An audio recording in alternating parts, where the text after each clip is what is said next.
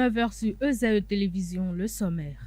Le ministre de la Décentralisation, Raphaël Akot-Teyon, a demandé au préfet de suspendre son arrêté qui interdit la circulation des taxis Tokpa-Tokpa à Cotonou.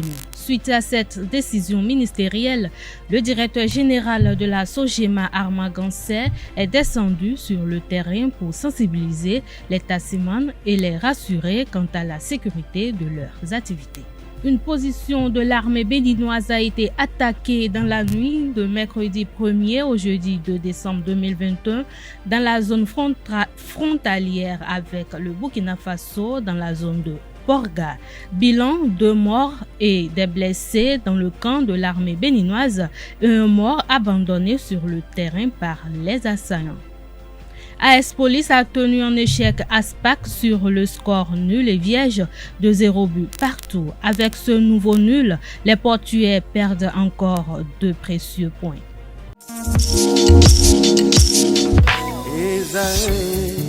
Étudiantes, étudiants, parents d'élèves, nouveaux bacheliers, vous recherchez une école adéquate de formation professionnelle et pratique pour vos études supérieures? Une seule référence, EZAE. EZAE vous offre des demi-bourses et réductions dans toutes ces filières. Waouh!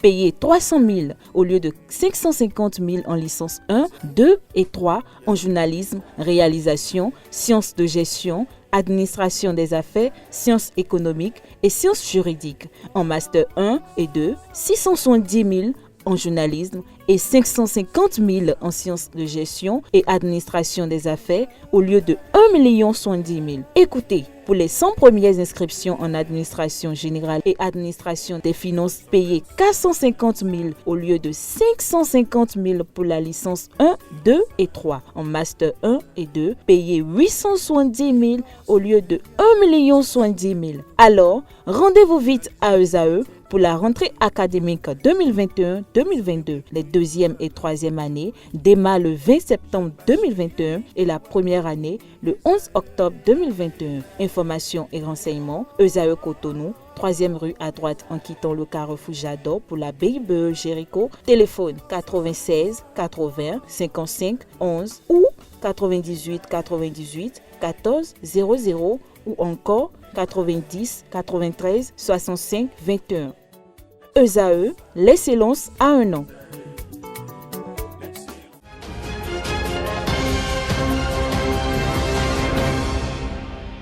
À nouveau, bonsoir. Une position de l'armée béninoise a été attaquée dans la nuit de mercredi 1er au jeudi 2 décembre 2021 dans la zone frontalière avec le Burkina Faso, dans la zone de Porga. Un détachement de l'armée béninoise a repoussé des hommes armés jusqu'à Nadiagou, une zone située au Burkina Faso. Aux environs de 0h, dans la nuit de mercredi 1er au jeudi 2 décembre 2021, les hommes armés arrivent par le fleuve, ont tenté d'encercler le campement de l'armée béninoise à Porga, une zone frontalière avec le Burkina Faso. Des échanges de tirs nourris ont eu lieu sur place, mais les bandits ont fini par battre en retraite. Selon le bilan non encore confirmé, l'attaque aurait fait 2 morts et des blessés dans le camp de l'armée béninoise, un mort abandonné sur le terrain par les assaillants. Cette attaque intervient après celle qui a eu lieu dans la matinée de ce mercredi non loin du pont Mékrou dans la commune de Banikwara. Coup de tonnerre dans l'opinion publique ce jour. Le ministre de la Décentralisation, Raphaël Akot-Teyon, a demandé au préfet de suspendre son arrêté qui interdit la circulation des taxis Tokpa-Tokpa à Cotonou. Suite à cette décision ministérielle, le directeur général de la SOGEMA, Armand Gansé, est descendu sur le terrain pour sensibiliser les taximans et les rassurer quant à la sécurité de leurs activités. Suivez cet extrait de ces propos que nous propose Carles Kitome. Il y a un petit désordre ici sur le parking Tokpa B. Je voudrais dire la gare routière Tokpa B. Et nous sommes venus sensibiliser d'abord avant de passer à la sanction. En effet, la gare routière Tokpa B relève du domaine de compétence de la SOGEMA. La loi sur la décentralisation est claire. la mairie gère les gares routières qui relèvent de son domaine de compétence. Ce n'est pas moi qui l'ai écrit. La gare routière Tokpa B, c'est la seule gare routière qui est à l'intérieur du marché d'Antokpa. Alors, le marché d'Antokpa, sa gestion est confiée à une structure qui s'appelle Sogema. Étant donné qu'aujourd'hui, à la tête de cette structure, c'est nous qui sommes là et nous sommes appelés à rendre compte de notre gestion, nous ne pouvons pas accepter qu'une autre structure vienne nous arracher notre pouvoir, nos prérogatives. C'est pour cela que nous sommes venus ici. Nous ne sommes pas contre le stationnement des taxis ici, nous ne sommes pas contre le stationnement des autres véhicules ici. Mais la gestion relative au stationnement des véhicules incombe exclusivement à la Sogema. Je ne suis pas venu faire du bruit, je ne suis pas venu crier parce que depuis qu'ils ont commencé, j'ai vu des trucs qu'on a écrits sur moi, sur les réseaux sociaux qu'on sort. Mais je suis venu mettre de l'ordre. Nous sommes dans un pays de l'ordre. Nous ne pouvons pas travailler dans le désordre. La gare routière Tokpa B relève du domaine de compétence de la Sogema. C'est pour cette raison que nous sommes présents ici ce matin. Et je voudrais demander aux chauffeurs, qui ne sont rien que mes amis d'ailleurs, de ne pas vouloir enfreindre à la règle. Parce que nul n'est au-dessus de la loi. Et je voudrais aussi inviter les différents responsables qui s'agitent autour de cette histoire d'aller relire le droit positif béninois. C'est bien clair, la gestion du marché d'Antokpa incombe à la Sogema. Et sont transférés à la Sogema le marché d'Antokpa et les infrastructures qui s'y trouvent. La gare routière de d'Antokpa B étant une infrastructure, sa gestion relève du domaine de compétence de la Sogema. Voilà pourquoi je suis venu ici. J'ai bien envie de travailler avec les ticketiers parce que je suis jeune. Moi-même, je peux donner le ticket. Donc, je pense que tout à l'heure, avant qu'un véhicule ne sorte de cette gare, le véhicule doit prendre les tickets de la Sogema. Je le dis et je le redis. Parce que jusqu'à présent, on n'a pas reçu un document du ministère de la décentralisation qui décharge la Sogema de cette activité. Jusqu'au dimanche dernier, c'est la Sogema qui donne toujours des tickets ici, sur cette gare.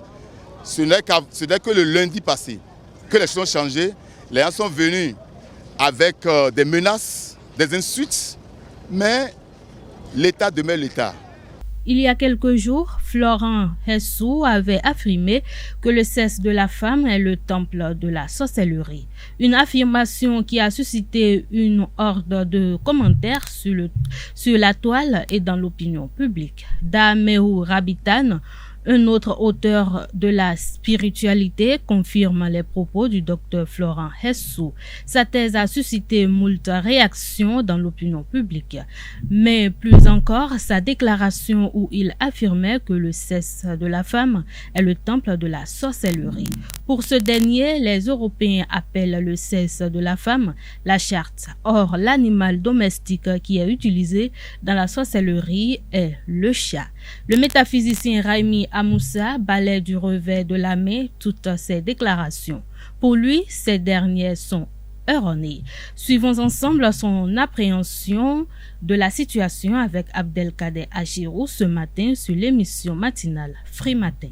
Vous savez, il y a une arcane dans le fa qui s'appelle samedi, c'est-à-dire à samedi, c'est-à-dire entre les cuisses, pour désigner pour désigner l'organe sacré de nos mères, ce que nos parents Yoruba appellent un yawa.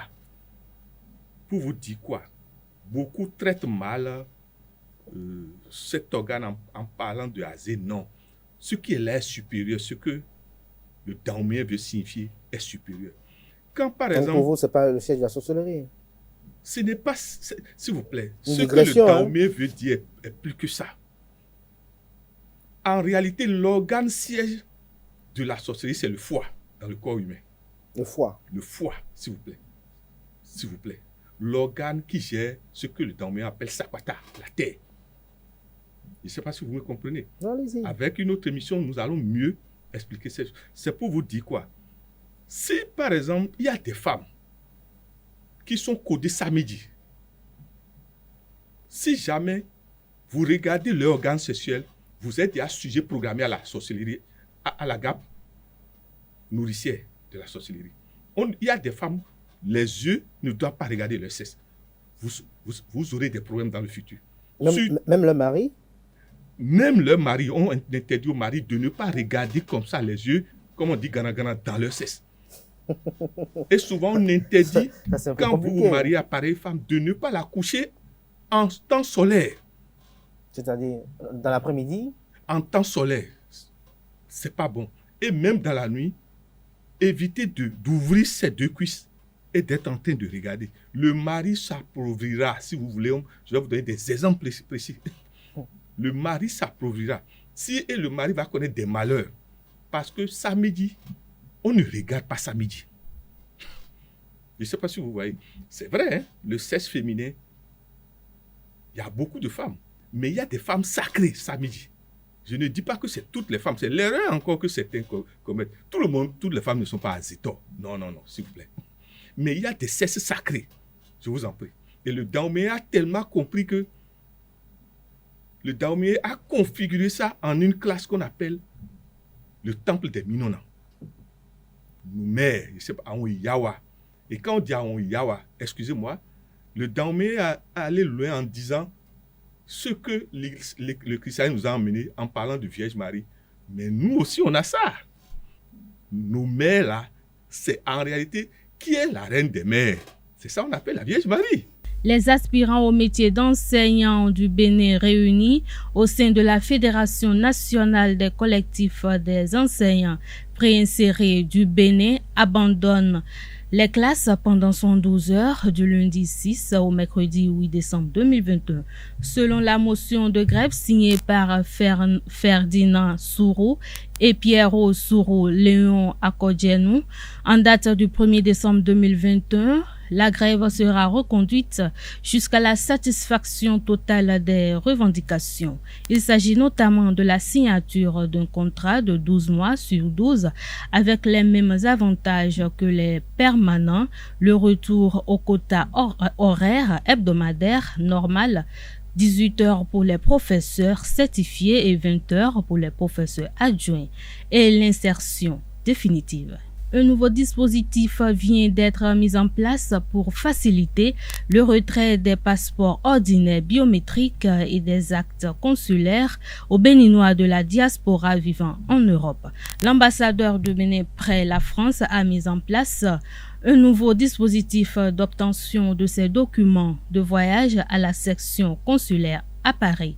Dans une note d'information rendue publique le 1er décembre 2021, l'ambassadeur Euseb Agbangla porte à la connaissance de tous les Béninois de la diaspora vivant en Europe que dans le cadre de l'amélioration de ces prestations en matière de retrait des passeports ordinaires biométriques et des actes consulaires, l'ambassade met en place un nouveau dispositif d'obtention de ces documents de voyage à la section consulaire à Paris.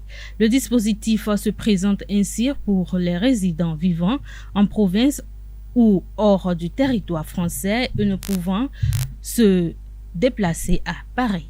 Sport dans cette édition. AS Police a tenu en échec Aspac sur le score nul et vierge de 0 but partout. Avec ce nouveau nul, les Portugais perdent encore de précieux points, alors que les policiers se remettent plus ou de la lourde défaite concédée face à Coton FC la journée précédente. Suivez le débriefing de Serge Lamar, directeur sportif de l'ASPAC, et du coach Dosso Bété de l'AS Police.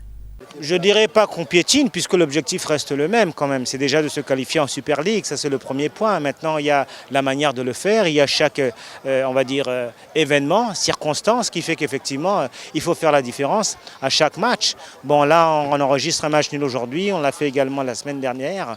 Donc on va se remettre à travailler parce que c'est la seule chose qui paie finalement et voir où est-ce qu'on peut corriger le tir de façon à être beaucoup plus probant. On est toujours un petit peu dessus lorsqu'on a des opportunités et puis finalement on n'arrive pas à les concrétiser. Ça, c'est la réalité du football. Il faut être concret, il faut être pragmatique. Et en plus de ça, ce n'est pas pour chercher des excuses ou des palliatifs. Mais à 3, 4, peut-être 5 bonnes reprises, on a eu des erreurs d'arbitrage qui ne nous ont pas beaucoup aidés. Et finalement, font que le résultat reste neutre. Et donc, c'est sûr qu'il y a une désillusion quelque part. C'est un petit peu difficile dans le sens où on a essayé de jouer, de poser le ballon au sol, de varier les approches. Mais vous savez qu'il faut courir après le temps, il faut créer les opportunités. Et manifestement, au niveau de la finition, au niveau de la précision de celle-ci, nous a manqué un petit peu de sang-froid pour pouvoir concrétiser chacune des actions. Effectivement, on a subi vers le dernier quart d'heure. Mais je n'ai pas commencé le match avec mes effectifs. J'ai au moins 4 joueurs titulaires qui n'ont pas joué. Donc ça a joué un peu sur l'équipe. Mais j'ai pu gérer. Et par la grâce de Dieu, le Dieu des stades est avec nous. On a pu faire le match nul. Ayema FC s'est confronté aux Dragons de Lomé hier au stade Omnisport de Pobé. Cette rencontre s'est soldée sur la victoire des hommes de Ayema 1-0. Suivez le compte rendu de Anaël Dou. Ayema FC triomphe sur le fil du rasoir face aux Dragons de Lomé hier au stade Omnisport de Pobé. Les hommes de Émile Enansouan sortent victorieux de cette confrontation. Ce succès s'est concrétisé grâce au seul but de la partie. L'attente a été longue. Les deux équipes ont brillé par les occasions de but manquées.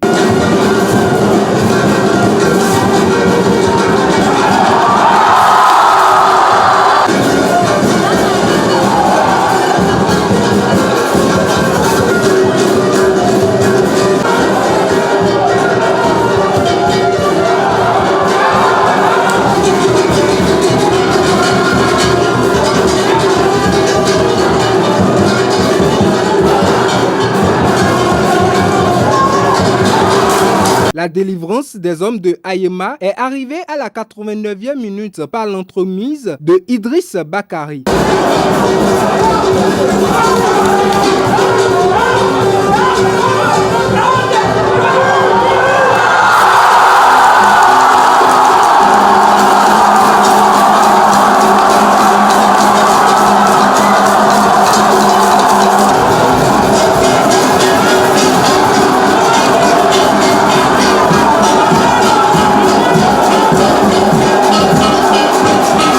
Abattus, les Dragons n'ont pas pu revenir au score à 1-0. Ayema s'offre à nouveau 3 points et se conforte à la tête de la zone D. Les Dragons, quant à eux, sont à la dernière position du groupe.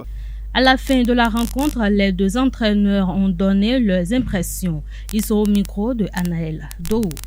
Une grande déception. Nous avons joué contre une grande équipe d'Ayema qui tient la tête de notre poule. Je pense qu'on aurait pu faire un match nul, mais malheureusement, dans les dernières secondes, on a encaissé un but. Je l'avais dit la dernière fois, nous avons un nouveau groupe, nous sommes en train de rechercher notre équilibre. Et je pense que ça continue d'avancer et ça va prendre d'ici peu de temps. Nous gardons espoir que ça ira. On ne va pas perdre espoir. Un homme ne perd jamais courage. Lorsque vous perdez le courage, c'est que vous avez tout perdu. Nous continuons le travail et nous avons espoir que ça va prendre. Je suis content, n'est-ce pas, du résultat. L'essentiel a été fait. Même si cette victoire a été acquise, n'est-ce pas, dans la douleur. Nous avons empoché les 3 points. Je ne suis pas très content d'eux parce qu'ils n'ont pas produit, n'est-ce pas, le jeu qu'ils ont l'habitude de faire. Mais je pense qu'ils sont en train de progresser. Je crois que nous devons progresser sur le plan offensif, sur le plan défensif, dans le pressing surtout, dans la récupération du ballon. C'est le pressing que nous avons fait, n'est-ce pas, vers la fin du match. Nous avons tenté, n'est-ce pas, de jouer sur les côtés, ça n'a pas marché. Mais nous avons pressé, n'est-ce pas, l'adversaire haut. Ce qui nous a permis, n'est-ce pas, de trouver la faille et de faire la différence. En déplacement à Djefa, Coton FC a renversé les Militaires 3-1 le mercredi 1er décembre 2021 sur les installations du stade de Djefa après avoir été mené tout au long de la première partie. Suivez le compte rendu de la rencontre avec Colomba Roussou. Coton FC marche sur l'eau en ce début de saison. Les protégés de 20K Victor ont obtenu leur 5e victoire face aux Militaires d'Adidja FC. Tout avait pourtant mal démarré pour eux. Dès la 45e minute, ils ont concédé l'ouverture du score par l'intermédiaire de Agbalika Cédric. Les cotonculteurs vont prendre l'avantage grâce à un doublé de Bawa Salim, le capitaine de l'équipe, à la 45e et à la 56e minute du jeu. Shérif Din Maman plie le match à la 88e minute en marquant le 3e but des cotonculteurs.